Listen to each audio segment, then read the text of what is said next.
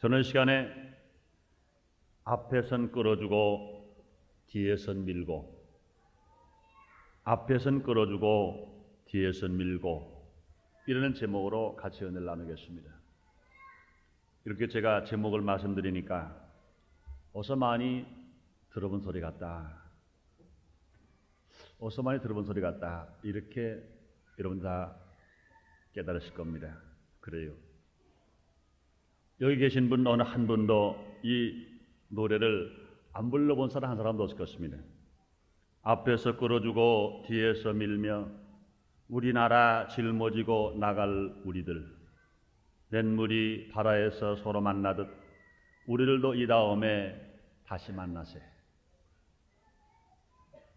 우리 한번 찬송가는 아니지만 난 이 가사를 아무리 보아도 예수를 믿는 사람이 작사한 것 같아.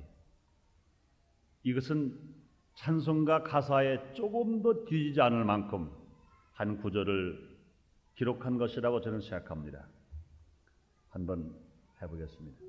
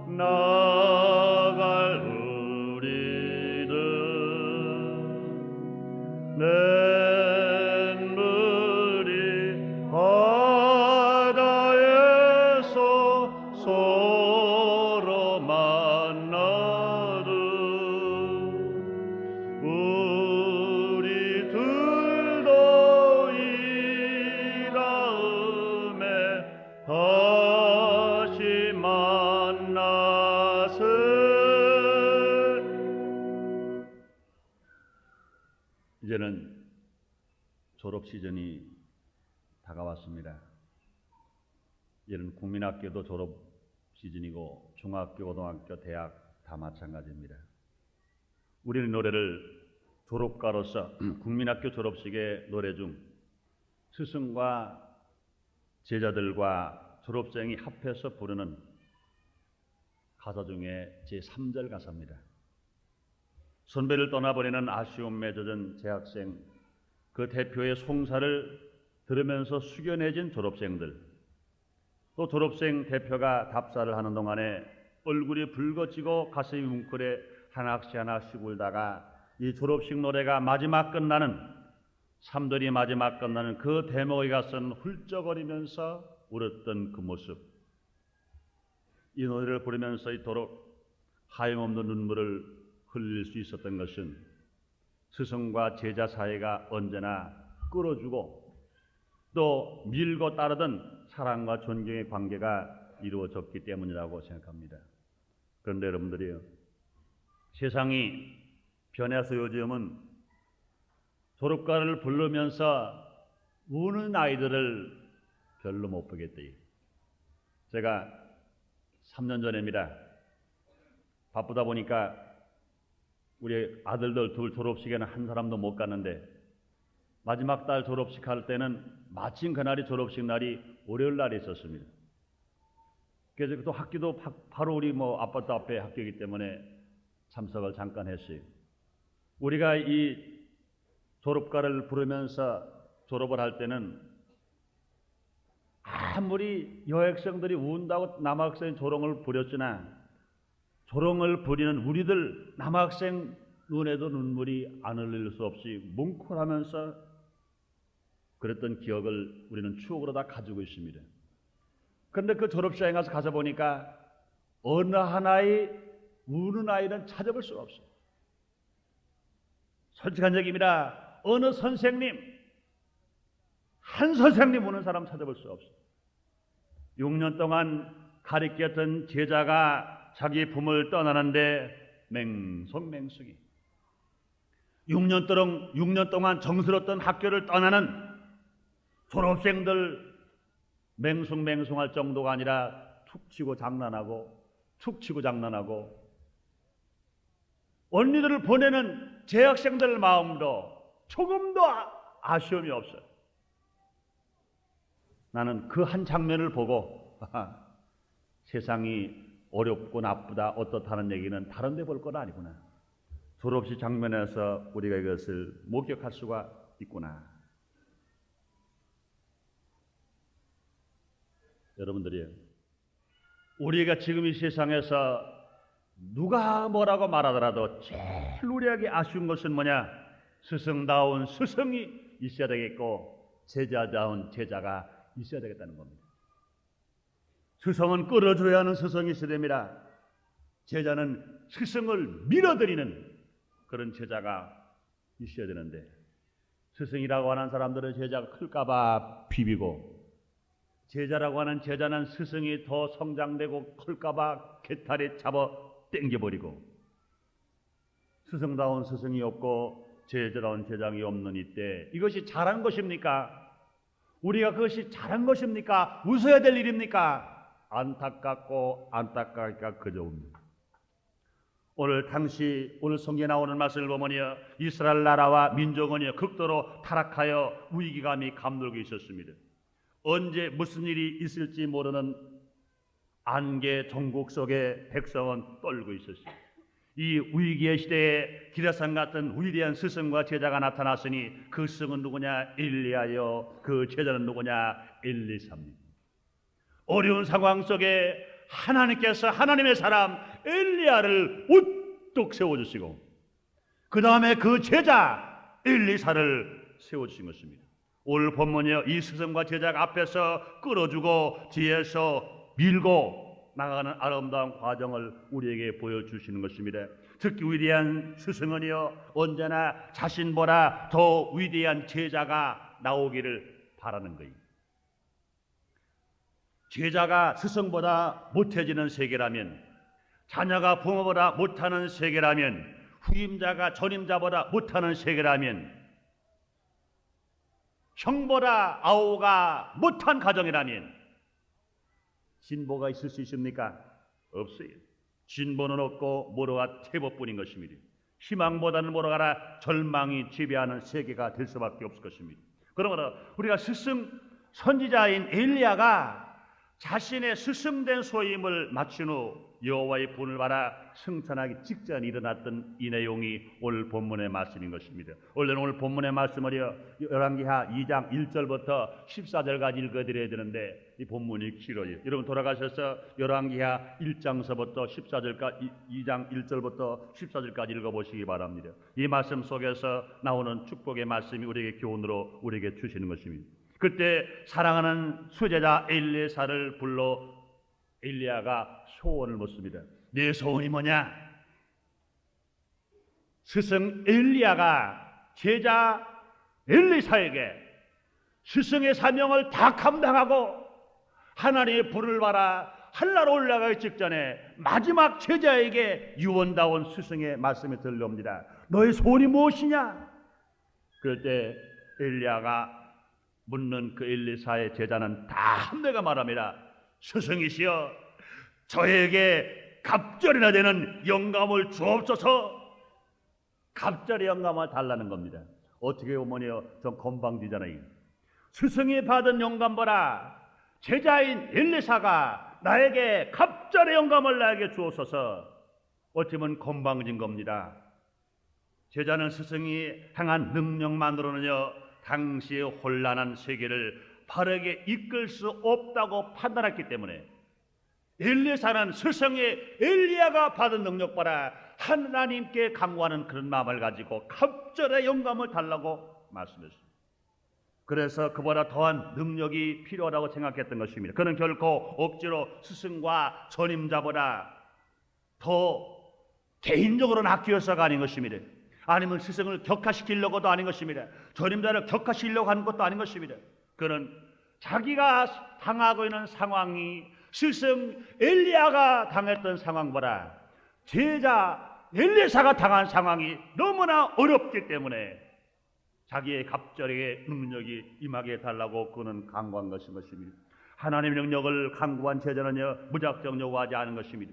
그는 이미 스승 곁을 떠나 자신이 처할 세계가 너무나 안타깝고 괴로웠던 것을 너무나 알기 때문에 그것을 강구한 것입니다. 사랑하는 성도 여러분들이, 오늘 우리가 살아가는 이 세계가 마찬가지인 것입니다. 우리는 분명히 스승들을 존경해 드려야 합니다. 그러나 세상은 어찌된 일인지 정치적으로나 경제적으로나 사회적으로나 영적으로나 종교적으로나 어떤 모양으로 보더라도 계속 들려오는 소리가 간소리, 어려운 소리, 답답한 소리, 괴로운 소리만 들려옵니다. 그렇기 때문에 우리가 하나님의 축복을 더 받아서 갑절의 영광을 받으면 넉넉하게 이 세상에 어떤 어려움이 오더라도 이기고 나갈 수 있을 것입니다. 그러므로 사랑하는 성도 여러분들이, 엘리야에게 임한 능력 봐라, 엘리사에게 임한 것, 갑절이 임한 것처럼 사랑하는 성도 여러분들이요, 여러분에게 하나님의 은혜가 엘리사처럼 갑절로 임하기를 원하시면 아멘 하겠습니다. 갑절로 임하게 되시기를 제 이름으로 축원합니다. 그리고 저는 이 시간에, 그러면 왜 엘리사가 갑절의 영감을 달라고 그러는가?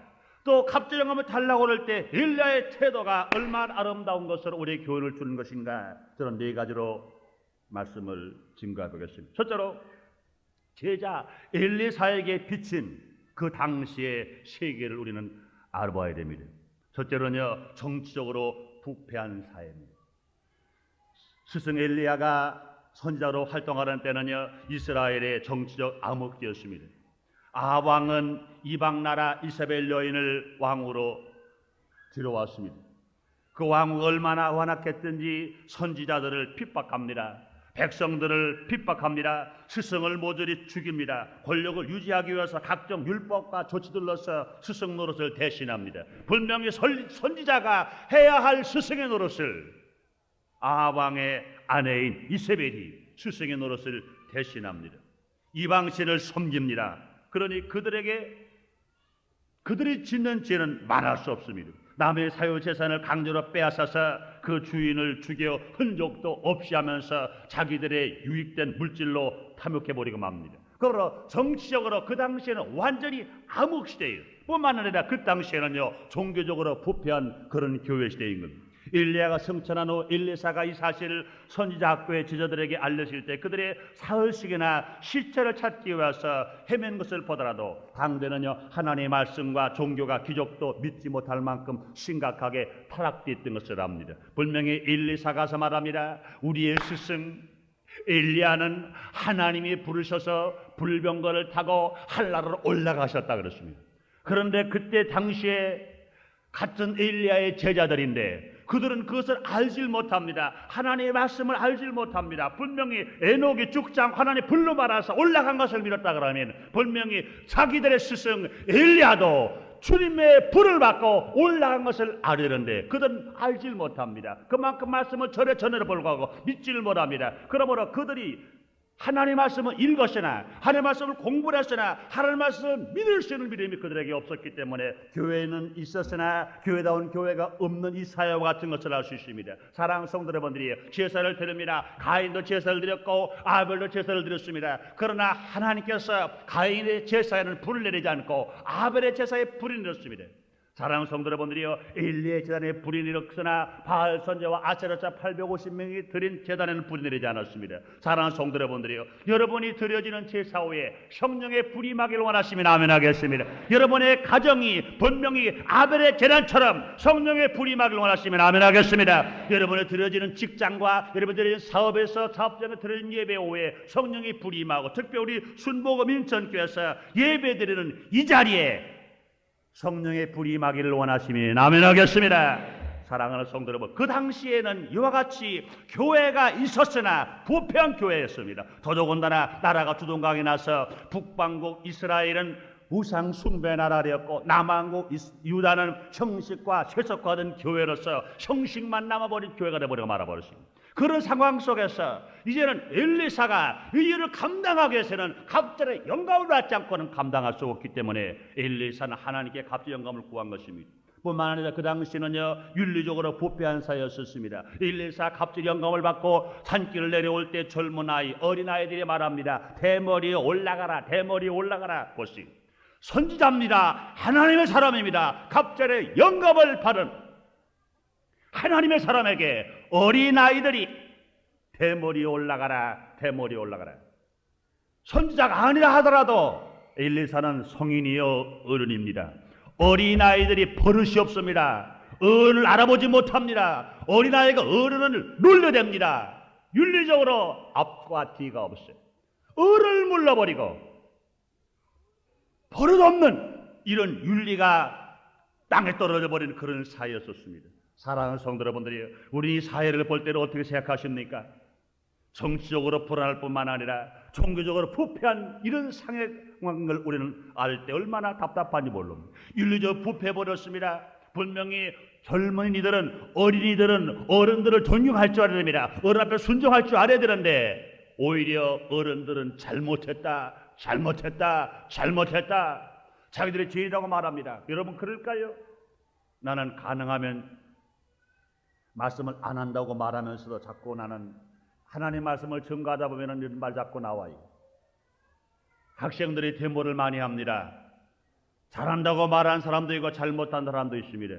물론 데모다운 데모, 분명히 해야 할 데모는 해야 한다고 봅니다. 그러나 지금 있는 데모들은 무엇인가 다 무엇을 생각하느냐? 기성세대가 하는 일은 모두가 잘못된다는 겁니다. 기성세대가 하는 아버지도 잘못됐고 어머니도 잘못됐고 형도 잘못됐고 할아버지도 잘못됐고 할머니 잘못됐고 잘못됐다는 겁니다. 그럴까요? 그렇다면 분명히 그 자체가 잘못됐다고 투쟁하는 것 자체가 잘된 것일까요? 난 그렇게 생각하지 않습니다. 윤리적으로 잘못돼버려 땅에 떠져버리고 말아버렸습니다. 분명히 어른은 아이들을 사랑할 줄 알고 아낄 줄 알 뿐만 아니라 아이들은 어른을 존경할 줄 아는 사례가 되는데 오늘 본문에 나오는 말씀을 보면은 엘리사가 갑자기 영광을 받아 내려오는데도 어린이들이 그 엘리사를 놀려대는 겁니다.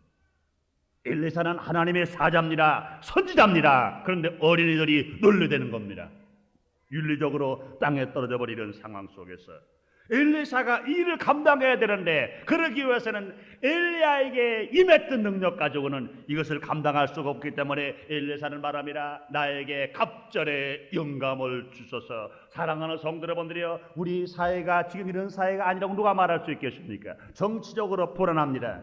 뿐만 아니라 종교적으로 부패해버렸습니다. 또한 윤리적으로 부패해버렸습니다. 이런 상황 속에서 의식과 형식으로 교회 와서 앉아 있는 것 자체가 우리는 다는 아닌 것인 것입니다. 우리가 하나님 앞에 찬송하는 그 자체가 다는 아닌 것입니다. 우리는요, 무엇이 살아야 돼요? 영이 살아야 합니다. 영적인 예배가 있어야 되고 영적인 기도가 있어야 되고 영적인 양식이 있어서 영으로 드려지는 예배, 영으로 찬양하는 찬송과 영으로 드려지는 기도가 하나님의 들응답하시사 마귀의 진을 물리칠 수 있습니다. 사랑하는 성도 여러분들이요, 여러분들이 이 세상이 아무리 약하고 더럽고 고통스러운 세계라더라도 두려워하지 마세요. 영역을 엘리사처럼 받으면 넉넉하게 이기는 여러분 되시기를 주님으로 축원합니다. 그 다음에 두 번째로 엘리사가 왜 이와 같이 능력을 간구했는지, 능력을 간구한 엘리사의 심정을 한번 생각해 봐야 됩니다. 첫째로 그는요, 악의 시대를 극복하려는 용기가 그에게 있었습니다. 세상이 약하니까 포기해버리자, 그렇지 않습니다. 악의 시대를 분명히 극복했다는 소망과 꿈과 용기가 엘리사에게 있었기 때문에 그는 갑절의 영감을 구했던 것입니다. 제자 엘리사는 스승보다 유명해지기 위해서 능력을 강구한 것 절대로 아닌 것입니다. 불의하고 악한 시대를 극복하고 승리를 얻기 위해서 하나님 앞에 갑절의 영감을 구했던 것입니다. 왜 그럴까요? 에베소서 6장 10절로 11절에 이런 말했습니다. 정말로 너희가 주 안에서와 그의 힘의 능력으로 강건하여지고 마귀의 기기를 능히 대적하기 위하여 하나님의 전신갑주를 입으라 그랬습니다. 그런 세상의 약한 것과 세상의 불의한 것들을 또한 이 원수 마귀를 물리치기 위해서 우리는 강건해야 되는데, 그러기 위해서는 하나님의 전신갑주를 입어라 말씀한 것입니다. 그러므로 전신갑주를 하나님의 영감을 갖고 하나님의 말씀과 권능을 가지고 이기기 위해서 이와 같이 엘리사도 하나님 앞에 가진 것입니다.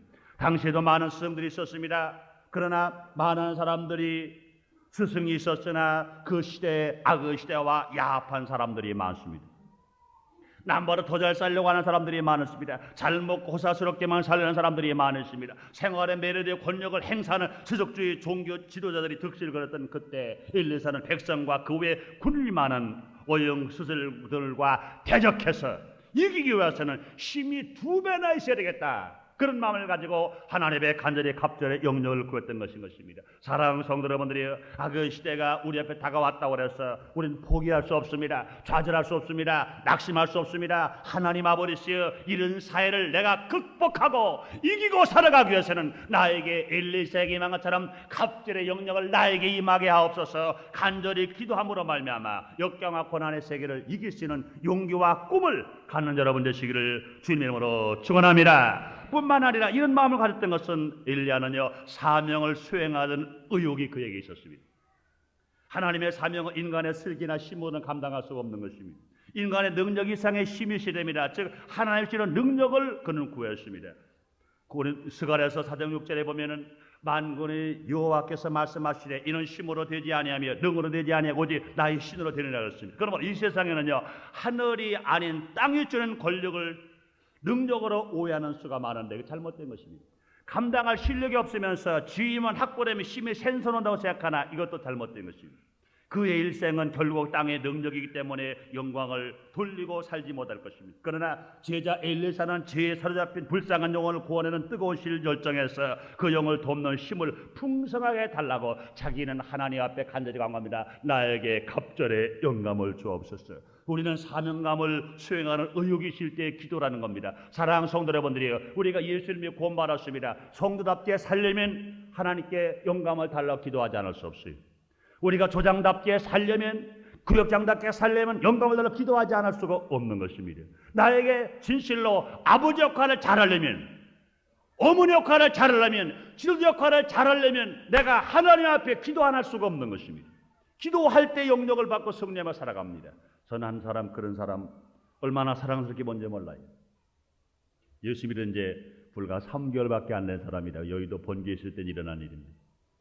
교회가 막 부흥되니까, 구역이 부흥되니까 전도사님이 3개월밖에 안 된 사람, 너무나 구역 성도가 많아요. 그래가지고 딱딱 구역을 떼주는데 보니까 3개월밖에 안 된 사람이 제일 선배라.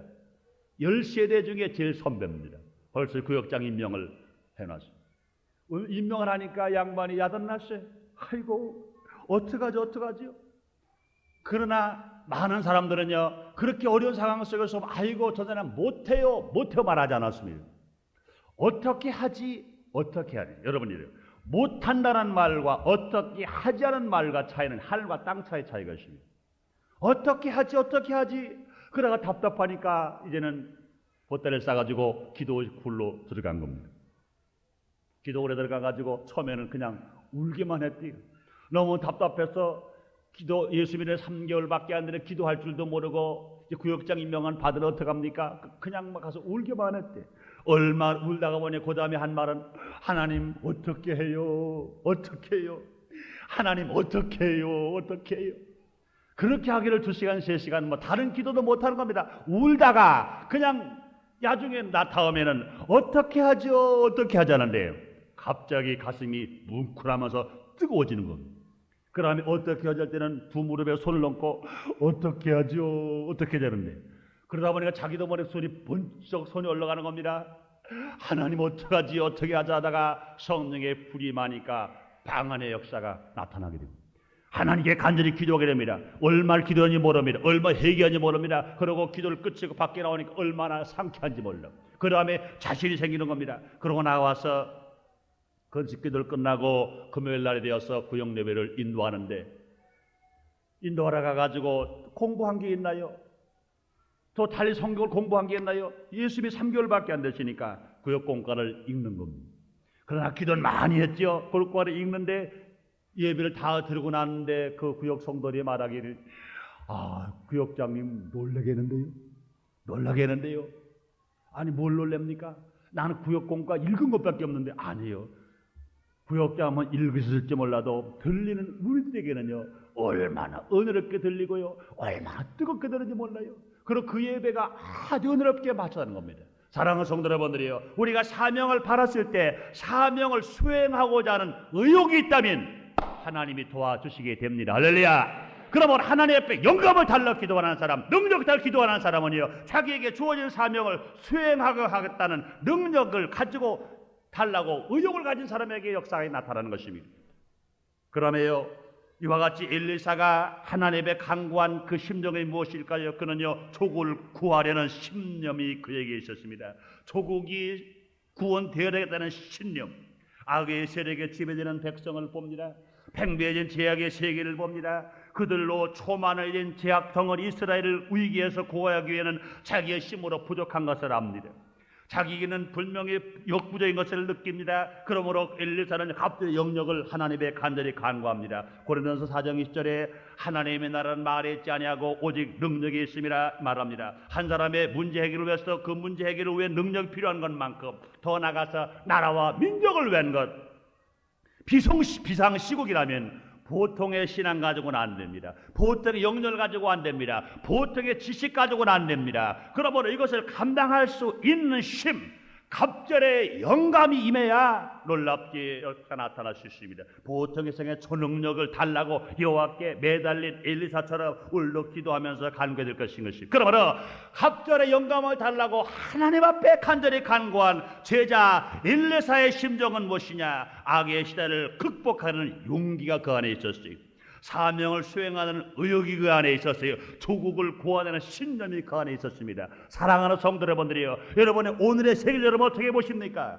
오늘의 환경 어떻게 보십니까? 여러분들 그런 상황 속에서 누구만 원망하고 아니면 불평하고 아니면 낙심하고 아니면 좌절하고 그렇게 살아가서 나나 여러분이나 개인이 산다고 생각합니까? 민족이 산다고 생각합니까? 아니요, 그렇지 않습니다. 지금 이 나라에는 분명히 제2의 엘리사, 제3의 엘리사, 제4의 엘리사가 많이 나올 때 하나님 나라가 확장될 것이고 분명히 이 민족이 살자게 될 것이고 한 개인마다 하나님의 인정을 받고 사랑을 받아 축복을 받아 승리하며 살아갈 수 있을 것입니다. 그러므로 사랑하는 성도 여러분들이여, 엘리사 같은 심정이 되어서 엘리사 같이 갑질 영감을 구하고 여러분 개인도 살고 여러분 가정도 살고 민족도 살고 더 나아가 하나님 나라가 확장되는 놀라운 역사가 이 땅을 통해서 우리나라 이 조국 대한민국을 통해서 일어나게 되시기를 주님 이름으로 축원합니다. 그다음에 세 번째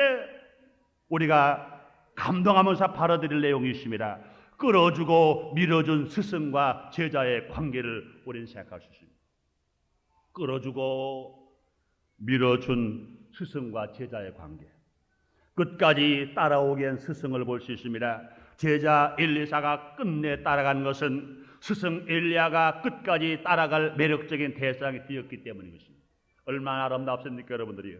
제자가 스승을 따라가는데요, 스승이 별 볼일 없는 사람이라면, 매력이 없는 사람이라면요 따라오래도 안 따라와요.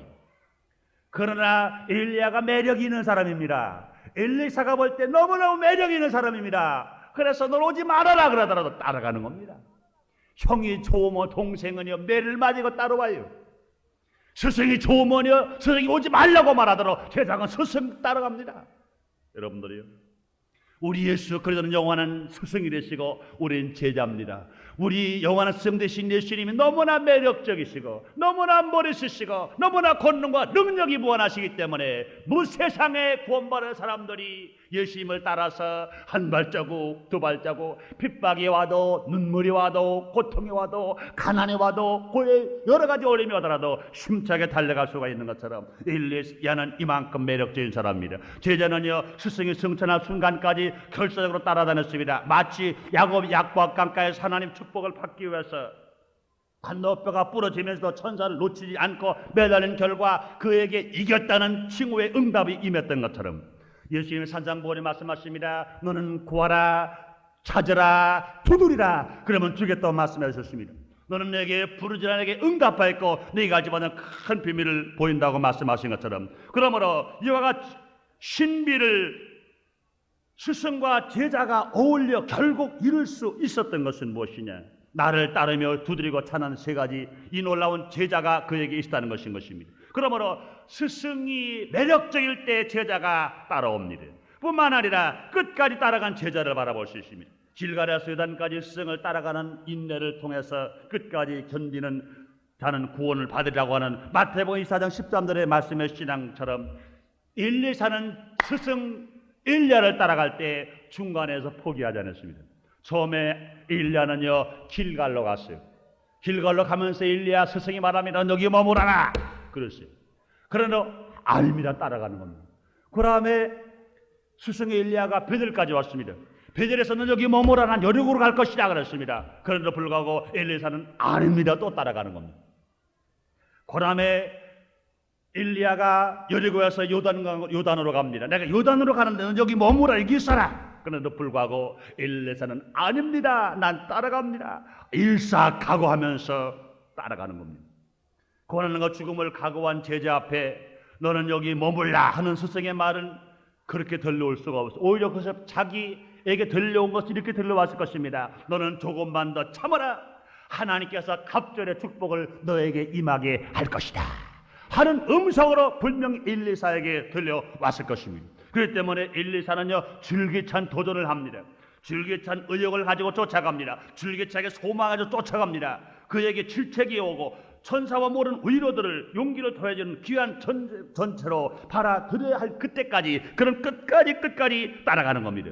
그러고 나서 이제는 소리친 엘리사를 우리는 바라볼 수 있습니다. 엘리사는 말합니다. 내 아버지여 이스라엘의 병거와 그 마병이여 하고 제자는 소리를 질릅니다. 자신이 끝까지 따라와 있음을 스승에게 확인시켜 주는 겁니다. 이 소리는요 열렬한 표시여 간절한 표현, 애쓰는 노력이 갇힌 것을 우리는 알 수 있습니다. 데리고 가지 않은 엄마를 마치 뒤쫓아가면서 아기가 소리를 지르는 것처럼. 여러분 그렇잖아요. 시골에서 일하는 엄마가 농토로 아버지와 막 일꾼들이 농사를 칩니다. 뭐를 심으러 가는데 이제는 머리에 큰 광주리에 밥을 이고 갑니다. 밥을 이고 가는데 얼마나 거리가 멀는지 한 2km나 3km가 됩니다. 그러니 아장아장 걷는 놈 데리고 가려면 얼마나 힘이 들어요. 그러니까 그놈 오지 말라는 집이 있어. 그럴 때 그놈의 자식이 집에 있으면 좋겠는데 아니야 갈래. 따라오는 겁니다. 얼마를 갑니다. 그런 뒤에서 이놈이 울며 따라옵니다. 엄마. 그래도 엄마는 그냥 갑니다. 얼마를 또 갑니다. 뒤에서 또 엄마 같이 가. 너무 걸음이 빨라. 또 갑니다. 그렇지만 여러분들이요 뒤에서 따로내기가 우는 소리 듣고 엄마를 부른 아기의 소리를 듣고 엄마는 마음이 탁 놓이는 겁니다. 근데 여러분들이요 만약에 2km 3km 밥을 이고 가는데 중간쯤 되어서 애기 우는 소리가 안 들려고 애기가 엄마 부르는 소리가 안 들렸을 때 어떡할까요 여러분들이요? 아무리 밥을 가지고 일 들어가는 바쁘지만 할 수 없어. 이놈의 자식이 물에 빠졌는가? 아니면 낭떠러지에 떨어졌는가? 아니면 어디 저기 잘못되는가? 이제는 광주리 내려놓고 그놈을 따라가 봐야 합니다. 그러나 그놈이 계속 울고 엄마를 부른다는 얘기는 엄마의 마음이 안심이 드는 겁니다. 이놈 따라오는구나. 길 안 잃었구나. 오래가 빠지지 않았구나. 넘어지지 않았구나. 그냥 가는 겁니다. 여러분들이요 스승 엘리야를 따라가는 제자 엘리사의 마음, 제자가 따라오는 그 모습을 보고 그 음성을 듣는 엘리야의 마음, 어머니와 자식의 마음과 자식과 어머니의 마음인 것을 우리는 깨달을 수 있습니다. 사랑하는 성도 여러분들이요 우리가 일상 어떤 역경과 고난 속에 산다 하더라도 우리는 이와 같이 끝까지 하나님을 부르는 소리가 있다면, 제자가 끝까지 스승을 부르는 소리가 있다면 우리는 살아갈 수 있습니다. 성경에도 보면요 소경 거지 바티메아가 문둥병입니다. 예수님 지나간다는 소리를 듣습니다. 그런 소리를 들읍니다. 다윗의 자손 예수여 나를 불쌍히 보소서. 예수님은 그를 깨끗이 치료해 주셨습니다. 사랑하는 성도 여러분들이요 자기 딸이 흉악한 귀신 들렸습니다. 그 딸을 치료한 받기 위해서 예수님께 소리를 지르고 쫓아나오는 가난한 여인의 그 소리를 들으시고 예수님은 그 여인의 딸을 깨끗이 치료해 주시는 것입니다. 엘리사가 애타게 소리질러 갑들이 영감을 받을 것을 간절히 외치면서 내 아버지여 이스라엘의 병거와 그 마병이여 하고 엘리야를 부르는 엘리사의 음성을 듣고 하나님께서 그에게 갑들이 영감을 주신 것입니다. 사랑하는 성도 여러분이여 지금도 내 마음에 이런 간절한 소원에 대한 울부짖음이 있는지 살펴봐야 합니다.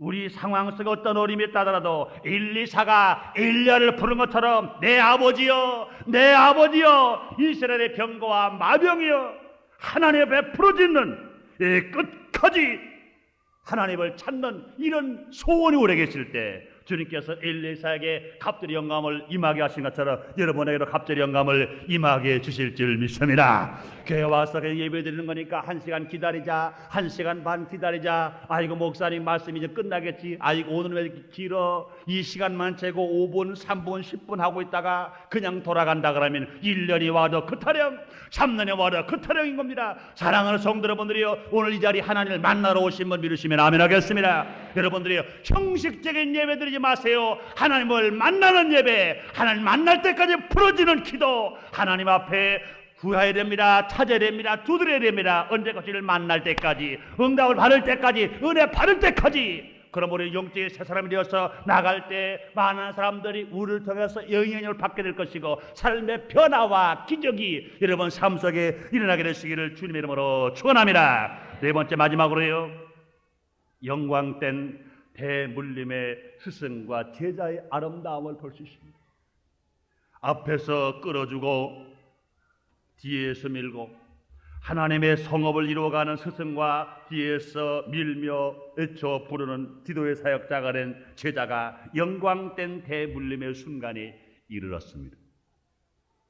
이 순간 제자 엘리사는 자기 옷을 찢어 버리고 맙니다.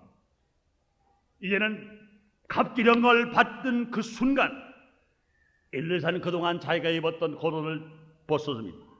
두동강을 냅니다. 그러니 한 발로 자기 옷을 잡고 한 발로 자기 손을 잡고 땡깁니다. 옷이 찢어져 버리고 맙니다. 입을 수 없게 해버리고 맙니다. 이것은 마치 무엇일까요? 자기 옷을 잡아 돌에 찢었다고 그러는데 자기에게 딸린 소와 양까지도 버려버렸는데 이건 왜 그럴까요? 자기 옷을 찢었다는 것은 개인의 이기심을 찢어버리고 마는 겁니다.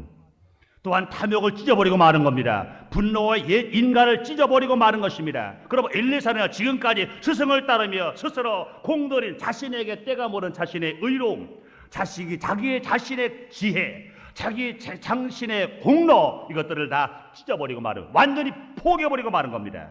주님이 주시는 은혜의 옷을 입음으로 말미암아 갑절의 영감을 받게 하기 위해서는 자기 것을 다 던져버리고 자기 것을 포기해버리고 마는 겁니다. 사랑하는 성도 여러분들이여, 입담한 혼옷을 물려준 사람이나 물려받은 사람, 자기가 어렸을 때 놀던 장난감을 동생에게 물려주고 자기가 보는 책을 동생에게 물려주고 자기가 입던 옷을 동생에게 물려주는 대물림의 아름다운 생활이 우리 주위에서 사라져버렸습니다. 여러분들이요, 그것이 없어서 그랬다고요? 어떻게 보면요, 없어서 형이 입던 거 동생이 입고, 둘째 놈이 입던 거 셋째 놈이 입고, 형이 보는 책 둘째 놈이 보고, 둘째 놈이 셋째 보고, 형이 매던 가방 동생이 또 동생이, 형이 가지고 놀던 장난감 또 동생이, 아니면 이웃 사촌이 가지고 놀던 장난감 다 커서니까 이웃에게 돌려주고 돌려주는 이 대물림의 사랑의 관계가 여러분들이 나쁘다고 생각합니까?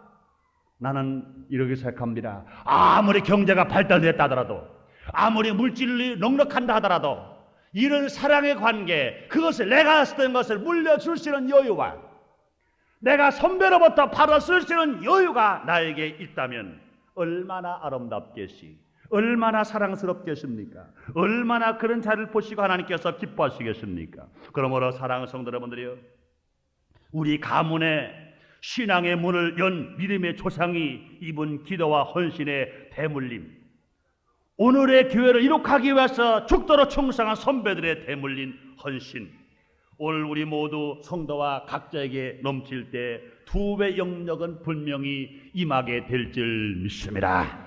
그러므로 아브라함의 하나님, 이삭의 하나님, 야곱의 하나님, 우리는 존경할 줄 알아야 됩니다. 우리 믿음의 선배를 존경할 줄 알아야 됩니다. 그러고 나서 열심히 매일 달리는 겁니다. 나를 버려버리고 말씀으로 들어오는 것입니다. 그럴 때 하나님은 놀랍게 우리를 붙들어 주실 것입니다. 우리 앞에 승리와 기적이 넘치도록 채워주실 것입니다. 그러므로 앞에서 끌어줄 수 있는 여유, 뒤에서 밀 수 있는 존경심이 우리 안에 있어야 됩니다. 그런데 여러분들이 어느 사람들은 말합니다. 앞에서 끌어줄 사람이 없는데 어떻게 하냐고요? 걱정하지 마세요. 앞에서 안 끌어줍니까? 그렇다면 뒤에서 밀어주는 자리에 되자는 겁니다. 앞에서 안 끌어주면 뒤에서 밀자고요. 시간이 가면 분명히 앞에서 끌어주게 될 것입니다. 여러분이요, 어느 사람 그럴 겁니다. 요새 후배들, 요새 제자들 말이 아니야. 아무리 끌어도 소용도 없어. 안 그렇습니다. 한번 끌어보시라는 겁니다. 끌어보면 분명히 힘센 초식의 힘에 연약한 제자가 자석에 쇠가 딸려가듯이 분명히 딸려가는 역사가 일어나게 될 줄 믿습니다. 그러므로 사랑 성도들이여, 이 시대에 우리에게 필요한 건 뭐냐? 앞에서 끌어주고 뒤에서 밀고, 앞에서 끌어주고 뒤에서 밀고, 뒤에서 밀고 앞에서 끌어주는 상황이 우리 마음 심령 속에서, 우리의 가정에서, 우리의 직장에서, 우리의 교회에서, 더 나아가서 우리 민족 앞에 있다고 하면 분명히 이 나라의 어떤 아픔과 어려움이 있다더라도 넉넉하게 살아갈 수 있으며, 세계에 영향을 끼치며 살아갈 수 있으며, 세계에서 분명히 머리가 되는 삶으로 살아갈 것이요, 이와 같은 사명을 가지고 하나님 앞에 간구하고 기도하면 엘리야에 임했던 능력이 엘리사에게 갑절에 임한 것처럼, 사랑하는 성도분 여러분에게 엘리사에게 임한 갑절의 영역보다 더 갑절의 영역이 임하게 되시기를 주의 이름으로 축원합니다. 기도하겠습니다. 하나님, 오늘 이 자리를 주님은 어떻게 보십니까? 이 사회를 주님이 어떻게 보십니까? 오늘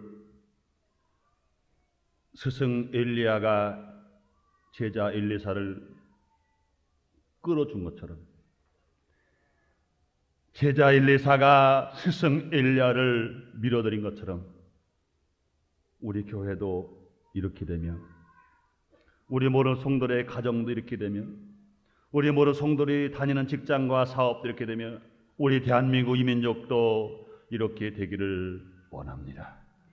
분명히 이런 삶을 살아갈 때 우리는 갑절의 영감을 가지고 영의 사람이 되어서 많은 제자들을 불러 모을 수 있으며, 좋은 스승이 될 수 있으며 좋은 제자가 될 수가 있사오니, 이 삶이 우리 모두에게 임할 수 있도록, 엘리사에게 임한 영역이 갑절이 우리 모든 성도에게 임하시도록 축복해 주시옵소서. 예수님 이름으로 기도드립나이다.